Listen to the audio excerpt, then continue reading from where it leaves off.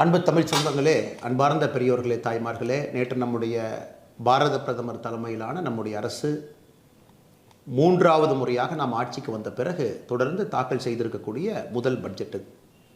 India முழுவதுமே பெரும் வரவேற்பை பெற்றிருக்கக்கூடிய அந்த பட்ஜெட் குறிப்பாக பெண்களுக்கு, குழந்தைகளுக்கு, நடுத்தர மக்களுக்கு, ஏழை மக்களுக்கு, விவசாய பெருமக்களுக்கு எல்லோருக்கும் கூட ஒரு சிறப்பு செய்வதாக அமைந்திருக்கிறது. இதை தாண்டி இளைஞர்களுக்கும் ஒரு பெரிய அளவில் பல திட்டங்களை கொண்டு வந்திருக்கின்றார்கள். வழக்கம் போல தமிழகத்தினுடைய முதலமைச்சர் மாண்புமிகு திரு மு க ஸ்டாலின் அவர்கள் இந்த பட்ஜெட் சரியில்லை, தமிழகத்தை புறக்கணித்திருக்கின்றார்கள், அதனால் இந்த வாரம் நடக்க இருக்கக்கூடிய நித்தி ஆயோக் கவர்னிங் கவுன்சில் மீட்டிங்க்கு நான் புறக்கணிப்பதாக சொல்லியிருக்கின்றார். மாண்புமிகு முதலமைச்சருக்கு இது புதிதல்ல. 2022 நடந்த நித்தி ஆயோக் கவர்னிங் கவுன்சில் மீட்டிங்கிலும் கூட முதலமைச்சர்கள் பங்கேற்கக்கூடிய மீட்டிங் அது கவர்னிங் கவுன்சில். 2022 கூட தமிழ்நாடு முதலமைச்சர் மு க ஸ்டாலின் அவர்கள் பங்கேற்கவில்லை. 2023 நித்தி ஆயோக் கவர்னிங் கவுன்சில் மீட்டிங்கிலும் கூட தமிழ்நாட்டினுடைய முதலமைச்சர் பங்கேற்கவில்லை.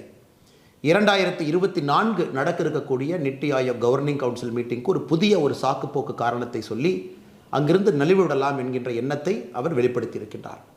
உண்மையை சொல்ல வேண்டும் என்றால் தமிழக முதலமைச்சர் அவர்கள் நித்தி ஆயோக் மீட்டிங்க்கு சென்று தமிழக மக்கள் சார்பாக பேசி தமிழகத்திற்கு என்ன வேண்டும், நாம் எங்கே இருக்கின்றோம் என்று பேசுவதற்கு மிக முக்கியமாக வருடத்திற்கு ஒரு முறை இந்தியாவில் இருக்கக்கூடிய எல்லா முதலமைச்சர்களும் சென்று அமர்ந்து பேசக்கூடிய ஒரு மீட்டிங். இதில் பாரத பிரதமர் நரேந்திர மோடி அவர்களும் கூட பங்கேற்பார்கள், அவர் சேர்மன் என்கின்ற முறையில். மாண்புமிகு தமிழகத்தினுடைய முதலமைச்சர் திரு மு க ஸ்டாலின் அவர்கள் சொல்லியிருக்கக்கூடிய காரணத்தை யாரும் கூட ஏற்றுக்கொள்ள மாட்டார்கள். என்ன சொல்லியிருக்கிறாங்க? தமிழகத்தினுடைய பெயர் பட்ஜெட்டில் இல்லை. நாம் ஒரு விஷயத்தை புரிந்து கொள்ள வேண்டும் அன்பு சொந்தங்களே. இந்த தாக்கல் செய்யப்பட்டிருக்கக்கூடிய பட்ஜெட் என்பது 48,20,512 கோடி ரூபாய். இந்த 48,20,512 கோடியும் தமிழகத்தில் இருக்கக்கூடிய மக்களுக்கும் இந்தியாவில் இருக்கக்கூடிய எல்லா மக்களுக்கும் மத்திய அரசு கொடுக்க வேண்டும். அதுக்கு தான் இந்த பட்ஜெட். இந்த ஆண்டு முழுவதும் எப்படி இருக்கணும்? இதற்கு முன்பு யூபிஏ அரசு 10 ஆண்டு காலம் யூபிஏ அரசில் அவர்கள் போட்டிருக்கக்கூடிய பட்ஜெட்டில் தமிழகம் என்கின்ற வார்த்தை, தமிழ்நாடு என்கின்ற பெயர் எத்தனை முறை வந்திருக்கு? நிதியமைச்சராக பி சிதம்பரம் அவர்கள் பலமுறை பட்ஜெட்டை கொடுத்துருக்குறாங்க. எத்தனை முறை வந்திருக்கு? 2004-05 பட்ஜெட்டில் வரவே இல்லை தமிழ்நாடு என்கின்ற பெயர். 2005-06 தமிழ்நாடு என்கின்ற பெயர் வரவே இல்லை. 2006-07 தமிழ்நாடு என்கின்ற பெயர் வரவே இல்லை. 2007-08 54 கோடி ரூபாய் என்கின்ற மொத்த அடிப்படையில் 2 முறை தமிழகத்தினுடைய பெயர் இருந்துச்சு. 2008-09 ஒரு முறை தமிழகத்தினுடைய பெயர் 300 கோடி ரூபாய்க்கு இருந்துச்சு. 2009-10 தமிழகத்தினுடைய பெயர் இல்லை. 2010-11 ஒரு முறை தமிழ்நாடு என்கின்ற வார்த்தை இருந்துச்சு, 200 கோடி.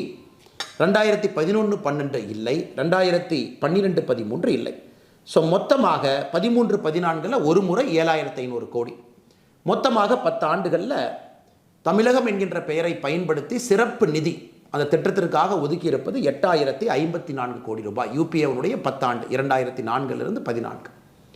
நாம் ஆட்சிக்கு வந்த பிறகு நம்முடைய வேறு பட்ஜெட்டில் தமிழகம் என்கின்ற வார்த்தையை 2014-15 பட்ஜெட்டில் 2 முறை பயன்படுத்தி இருக்கின்றோம், 129 கோடி. 2015-16 ஒரு முறை பயன்படுத்தி இருக்கின்றோம், 2021 கோடி.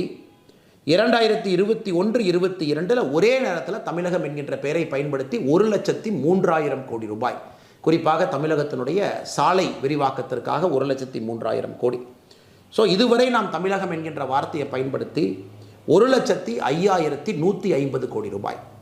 ஸோ உண்மையை சொல்ல போனால் இந்த 48,20,152 கோடி ரூபாய் எல்லா மாநிலத்துக்கும் வரும். ஒரு பட்ஜெட்டில் எல்லா மாநிலத்தினுடைய பெயரையும் அவர்கள் சொல்வது கிடையாது. எல்லா மாநிலத்துக்கும் அது வரும். ஏதாவது ஒரு பெயர் மாநிலத்தினுடைய பெயரை ஒரு தமிழ்நாடு என்கின்ற பெயரை சொல்லியிருக்கக்கூடிய காலகட்டம் 2021-22 1,03,000 கோடியில் வேறு மாநிலத்தினுடைய பெயர் இருக்காது. ஆனால் இதையெல்லாம் ஒரு சாக்குப்போக்கு காரணமாக எடுத்துக்கொண்டு நான் நித்தி ஆயோக் கவர்னிங் கவுன்சில் மீட்டிற்கு செல்ல மாட்டேன் என்று முதலமைச்சர் சொல்வதை யாரும் கூட ஏற்றுக்கொள்ள மாட்டார். ஸோ இப்படி பேசக்கூடிய முதலமைச்சர் அவர்கள் யூபிஏ கூட்டணியில் இருந்த பொழுது தமிழகம் என்கின்ற பெயரை பயன்படுத்தி யூனியன் பட்ஜெட்டில் அதற்காக ஒதுக்கி இருப்பது 8,054 கோடி. ஆனால் இன்றைக்கி நம்முடைய ஆட்சியில் தமிழகம் என்கின்ற பெயரை பயன்படுத்தி 1,05,150 கோடி. இது இல்லாமல் 10,76,000 கோடி ரூபாய் கடந்த 10 ஆண்டுகள், இந்த பட்ஜெட் இல்லாமல் கடந்த 10 ஆண்டுகளில் தமிழகத்திற்கு வந்திருக்கக்கூடிய நிதி என்பது நமக்கு தெரியும், எல்லோருக்கும் தெரியும். அதனால் முதலமைச்சருடைய இந்த முதல் பொய்யை உங்களுக்கு தோலுரித்து காட்ட வேண்டும் என்று நாங்கள் விரும்புகின்றோம். தமிழகத்தை எப்பொழுதும் பாரத பிரதமர் நரேந்திர மோடி அவர்கள் புறக்கணிக்கவில்லை, புறக்கணிக்க போவதும் இல்லை. உதாரணத்துக்கு இந்த பட்ஜெட்டில் குஜராத் பேர் இல்லை, இந்த பட்ஜெட்டில் கர்நாடகாவினுடைய பேர் இல்லை, இந்த பட்ஜெட்டில் மகாராஷ்டிராவினுடைய பேர் இல்லை, இந்த பட்ஜெட்டில் பாரதிய ஜனதா கட்சி ஆளுகின்ற மாநிலத்தினுடைய பெயர் இல்லை. அதுக்கு என்ன காரணம்? அந்த மாநிலத்திற்கு செல்ல வேண்டிய நிதி இந்த 48,20,512 கோடி ரூபாயில் போயிடும்.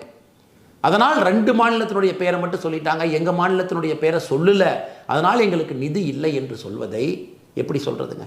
கல்யாணத்துக்கு போயிட்டு சீப்படித்து ஒழிச்சு வச்சுட்டா கல்யாணம் நடக்காது என்று சொல்வதை போல தமிழகம் என்கின்ற பெயரை பட்ஜெட்டில் சொல்ல, அதனால் தமிழகத்திற்கு நிதி வராது என்கின்ற பொய்யை முதலமைச்சர் அவர்கள் சொல்லிக் கொண்டிருக்கின்றார். இதை தாண்டி தமிழகத்திற்கும் இந்தியாவிற்கும் இந்த பட்ஜெட்டை பொறுத்தவரை பல முக்கியமான சிறப்பம்சம் வாய்ந்த திட்டங்களை பிரதமர் அவர்கள் கொடுத்துருக்கிறாங்க. அதற்கு முன்பு நாம் ஒரு விஷயத்தை புரிஞ்சுக்கணுங்க. மத்திய அரசு மாநிலங்களுக்கு கொடுக்கக்கூடிய வரி பங்கீடு 2019-20 அந்த ஆண்டில் பார்த்தீங்கன்னா 11,45,000 கோடி ரூபாய், 11.45 lakh crore இருந்துச்சு. அவ்வளோ பணத்தை எல்லா மாநிலத்துக்கும் பிரித்து கொடுப்பாங்க. இந்த முறை 5 ஆண்டுகள் கழித்து, நம்முடைய ஆட்சியிலே 5 ஆண்டுகள் கழித்து இந்த பட்ஜெட்டில் மாநிலங்களுக்கான வரி பகிர்வு பார்த்தீங்கன்னா 23,49,000 கோடி. அப்படி பார்த்தீங்கன்னா கிட்டத்தட்ட நம்முடைய ஆட்சியில் 5 ஆண்டுகள்லேயே கிட்டத்தட்ட நாம் 2 மடங்குக்கு மேலே மாநிலங்களுக்கு கொடுக்கக்கூடிய வரி பங்கீடு அதிகப்படுத்தி இருக்கின்றோம். போன பட்ஜெட்டில் மாநிலங்களுக்கு கொடுக்கக்கூடிய வரி பங்கீடு என்பது 20,99,000 கோடி. இந்த பட்ஜெட்டில் 23,49,000 கோடி. இந்தியா வளர்கிறது என்பதற்கு சாட்சி. டாக்ஸ் கலெக்ஷன் நடக்குது, இந்தியா வளர்கிறது, பொருளாதாரம் மேம்படுகிறது, அரசுக்கு பணம் வருகிறது. அந்த பணத்தை பிரித்து மாநிலங்களுக்கு கொடுக்குறாங்க. 23,49,000 கோடி ரூபாய் மாநிலங்களுக்கு பிரித்து கொடுத்துருக்குறாங்க. அந்த பணம் வரும். தமிழக அரசு தன்னுடைய பட்ஜெட்டில் அந்த பணத்தை அக்கௌண்ட் பண்ணி தமிழக அரசு செலவு பண்ணுவாங்க. அப்போ தமிழகத்தை புறக்கணித்திருக்கின்றார்கள் என்ற அர்த்தமா?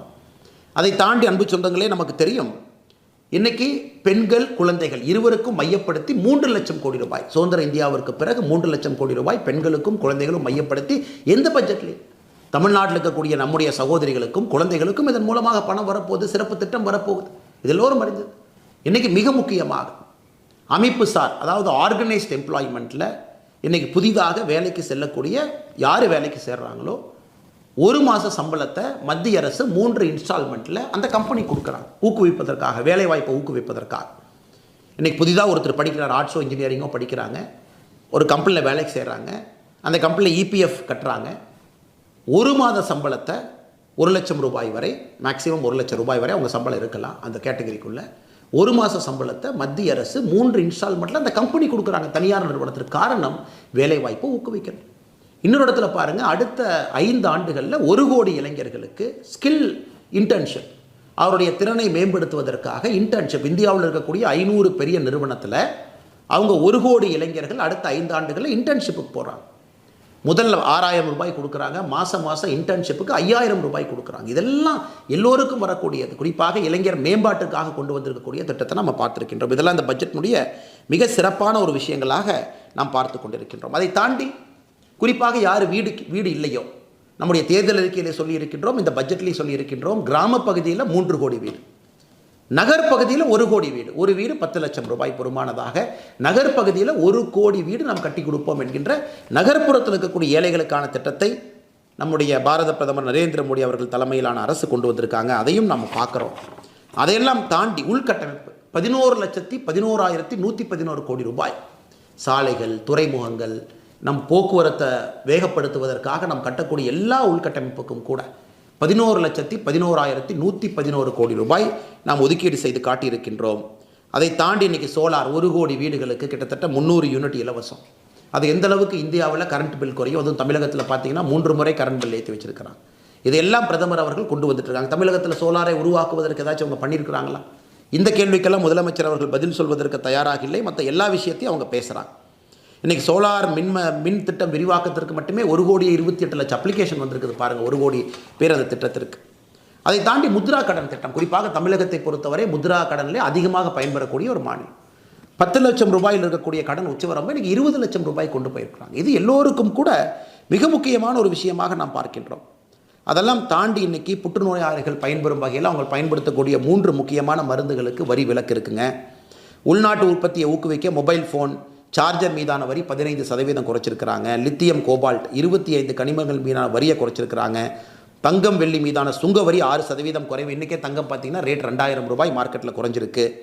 அதை தாண்டி ஒரு துறையாக பாருங்கள், வேளாண்மை துறைக்கு 1,51,000 கோடி, கல்விக்கு 1,25,000 கோடி, மகளிர் நலன் பெண்கள் குழந்தைகள் 3 லட்சம் கோடி, உள்கட்டமைப்பு 11,11,111 கோடி, பாதுகாப்பு 4,54,000 கோடி, ஊரக வளர்ச்சி 2,65,000 கோடி, உள்துறை 1,50,000 கோடி, தகவல் தொழில்நுட்பம் 1,16,000 கோடி, சுகாதாரம் 89,287 கோடி, மின்சாரம் சம்பந்தப்பட்ட துறைகளுக்கு 68,789 கோடி. இதெல்லாம் பார்த்தீங்கன்னா 48,20,512 கோடி ரூபாயும் இந்தியாவில் இருக்கக்கூடிய எல்லா மக்களுக்கும் பகிர்ந்தெடுத்திருக்கிறாங்க. அதனால் இவர்கள் சொல்லக்கூடியது முழு பொய்யை. இவங்க நித்தி ஆயோக் போகிறதுக்கு மனசு இல்லை. தமிழ்நாட்டுக்கு தேவையான விஷயங்களை பேசி கொண்டு வருவதற்கு முதலமைச்சரால் முடியாது. 2022 முதலமைச்சர் போல, 2023 போலிங்க, 24 போக மாட்டேன்னா என்ன அர்த்தங்க? வருடத்திற்கு ஒரு முறை இந்தியாவினுடைய எல்லா முதலமைச்சர்களும் பாரத பிரதமரோடு சந்திக்கக்கூடிய கவர்னர் கவுன்சில் மீட்டிங். அந்தந்த மாநிலத்தை பற்றி எல்லோருக்கும் பேசுவதற்கு உரிமை இருக்குது. அதனால் முதலமைச்சருக்கு போவதற்கு மனமில்லை. அதற்கு சாக்கு போக்கு சொல்வதற்காக இதை கையில் எடுத்துக்கொண்டு முதலமைச்சர் அவர்கள் நாடகம் ஆடுகின்றார். அதனால் பாரதிய ஜனதா கட்சியினுடைய கோரிக்கை, மாண்புமிகு தமிழகத்தினுடைய முதலமைச்சர் அவர்கள் செல்லணும். தமிழக மக்களுக்காக பேசுகிறாங்க. அவர் குடும்பத்தையோ திமுகவையோ அவர் என்கின்ற தனி மனிதனையோ போய் ரெப்ரசன்ட் பண்ணுறக்கு அந்த மீட்டிங் இல்லைங்க. தமிழ்நாட்டினுடைய பிரச்சனையெல்லாம் சொல்கிறக்கு, தமிழ்நாட்டுக்கு இன்னும் அடுத்த வருஷம் அதிகமாக வரி வேணும், இன்னும் புதிய திட்டங்களுக்கு பணம் வேண்டும், இது வேண்டும், இன்னும் மத்திய அரசு பணம் கொடுக்க வேண்டும், எதாக இருந்தாலும் முதலமைச்சர் நியாயமான முறையில் போய் நித்தி ஆயோக்கில் கேட்டால் தாங்க பணம் வரும். அப்போ தான் அடுத்த பட்ஜெட்டுக்கு கொண்டு போக முடியும். அதற்கு ஆளுங்கட்சியாக மத்தியில் இருக்கக்கூடிய பாரதிய ஜனதா கட்சி, இங்கே இருக்கக்கூடிய நாங்களும் அதற்கு போராடுகின்றோம். முதலமைச்சர் போய் பேசணும். அங்கே போய் பேசவே மாட்டோம். தென் தமிழகத்தில் தண்ணி பிரச்சனை, பணம் வேண்டும். இன்றைக்கி தென் தமிழகத்தில் குறிப்பாக படித்துவிட்ட இளைஞர்களுக்கு வேலை வாய்ப்பு இல்லை, அது பேசணும். தமிழகத்தில் ஆனைமலை நல்லாறு திட்டத்திலிருந்து பல திட்டங்களுக்கு ஆயிரக்கணக்கான கோடி ரூபாய் பணம் வேண்டும், அதை பற்றி முதலமைச்சர் பேசணும். தமிழகத்திற்கு வேறு என்ன பணம் வேணும்? சென்னை மெட்ரோ மத்திய அரசு மாநில அரசு இருவரும் இணைந்து செயல்படுத்தக்கூடிய திட்டம், அது கோயம்புத்தூருக்கு வேணும்னு கேட்குறாங்க. அது தமிழகத்தில் இருக்கக்கூடிய எல்லா பெரிய ஊர்களுக்கும், மதுரைக்கு வேண்டும், எல்லா ஊர்களுக்கும் வேண்டும் என்று கேட்குறாங்க. அதை முதலமைச்சர் போய் கோரிக்கையாக வைக்கட்டும், நித்தி ஆயோக் பயன்படுத்தட்டும். அந்த கோரிக்கையில் நியாயம் இருந்தால் நாங்களும் முதலமைச்சரோடு சேர்ந்து பேசுகின்றோம். தமிழகத்திற்கு வர வேண்டிய பணத்தை கொண்டு வருவதற்கான எல்லா முயற்சி எடுக்கிறோம். 10 ஆண்டுகளில் 10,76,000 கோடி ரூபாய் கொடுத்து, இந்த பட்ஜெட்லையும் இது போல எல்லா அறிவிப்புகளும் கொடுத்து தமிழகத்தில் இருக்கக்கூடிய எல்லோரும் பயன்பட போகிறாங்க. இன்றைக்கி நம்முடைய நிர்மலா சீதாராமன் அவங்க சொல்லியிருந்தாங்க, இன்றைக்கி ராஜ்யசபாவில் மகாராஷ்டிரா என்கின்ற பேரை நான் சொல்லாமல் இருந்திருக்கலாம். ஆனால் மகாராஷ்டிராவுக்கு 67,000 கோடி ரூபா ஒரு ப்ராஜெக்ட்டுக்கு போட்டுக்கு போகுது. அதனால் ஒரு மாநிலத்தினுடைய பெயரும் நான் சொல்ல வேண்டும் என்கின்ற அவசியம் இல்லை. மாநிலத்தினுடைய பெயரை சொல்லவில்லை என்றாலும் கூட அந்த பகிர்மான நாம் கட்டியிருக்கக்கூடிய அந்த வரி என்பது எல்லோருக்கும் வரப்போகுது. அதுக்கு தான் அந்த பட்ஜெட்டினுடைய டோட்டல் காஸ்ட் 48,20,512 கோடி ரூபாய். இந்திய அரசியல் வரலாற்றில் அதிகமாயிட்டே போகுது. மாநிலத்திற்கு வரக்கூடிய நிதி பகிர்மானமும் ஒரு பக்கம் அதிகமாகுது. 2019-20க்கும் 24-25க்கும் 2 மடங்குக்கு மேலே அதிகமாயிருக்கு. அதனால் இதை எதுவும் பேசாத முதலமைச்சர் தமிழகத்திற்கு 100 industrial city plug and pay மாடலில் வந்திருக்கு. அதையும் மத்திய அரசு ஊக்குவிக்கிறாங்க. தமிழ்நாடு உட்பட பெரும் நகரங்கள் அந்த 100ல் இருக்க போகிறாங்க. அது எதுவுமே பேசல, வீடு வரப்போகுது. அதனால் முதலமைச்சர் அவர்கள் தான் சொல்லக்கூடிய பொய்யை சொல்வதை நிறுத்திவிட்டு நித்தி ஆயோக் மீட்டிங்கில் ஆக்கப்பூர்வமாக தமிழகத்தினுடைய கருத்தை எடுத்து வைப்பதோடு மட்டும் இல்லாமல் தொடர்ந்து மத்திய அரசு செய்வதையெல்லாம் பொய்யை சொல்லி தனக்கு இருக்கக்கூடிய ஊடக பலத்தை பயன்படுத்தி அதன் மூலமாக மக்கள் நம்பிவிடுவார்கள் என்று முதலமைச்சர் அவர்கள் நினைப்பது முட்டாள்தனம். அதனால்தான் இந்த காணொலி தேவைப்படுகிறது. நேரம் கொடுத்து பார்த்தவங்கள் அனைவருக்கும் என்னுடைய நெஞ்சார்ந்த நன்றிகளை தெரிவித்துக் கொள்கின்றேன். நன்றி, வணக்கம். இதுபோன்ற செய்திகளை மேலும் தெரிந்து கொள்ள எங்களது யூடியூப், ஃபேஸ்புக் மற்றும் ட்விட்டர் ஆப்களை சப்ஸ்கிரைப் செய்யவும்.